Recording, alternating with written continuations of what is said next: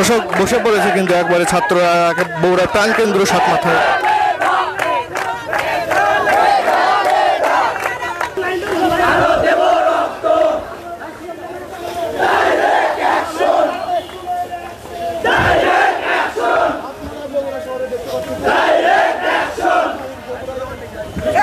সাত মাথায় অংশগ্রহণ করেছি, তারই অংশ হিসেবে বগুড়া শাহ সুলতান, বগুড়া আজিজুল হক কলেজ সহ বগুড়ার সাধারণ শিক্ষার্থীরা আজকের সমাবেশে অংশগ্রহণ করেছে।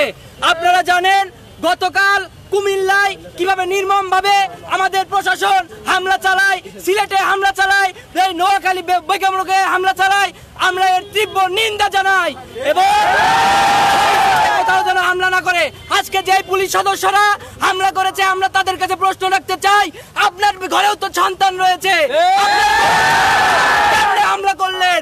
আমরা এর তীব্র নিন্দা জানাই এবং যতদিন পর্যন্ত কোঠার যে মেধাবীরা যাদের মূল্যায়ন পাচ্ছে না, আপনারা দেখবেন এই কোঠার বিরুদ্ধে সারা বাংলাদেশে লক্ষ লক্ষ শিক্ষার্থীরা সারা দেশে নেমেছে। আমরা তারই অংশ হিসেবে আজকে বগুড়ায় নেমেছি।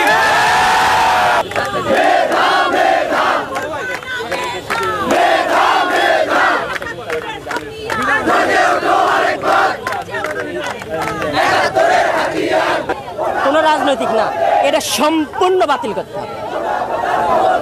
আসলে কর্মসূচি কতদিন যাবত চলবে? যতদিন পর্যন্ত আমাদের যতদিন পর্যন্ত আমাদের এই দাবি পূরণ না হবে এতদিন পর্যন্ত আমরা সংগ্রাম চালাবো। আমি অনার্স 3য় বর্ষের ম্যানেজমেন্ট ডিপার্টমেন্টের স্টুডেন্ট। আমরা তাদের কাছে প্রশ্ন করতে চাই যে আজকে তারা কেন হামলা চালালো?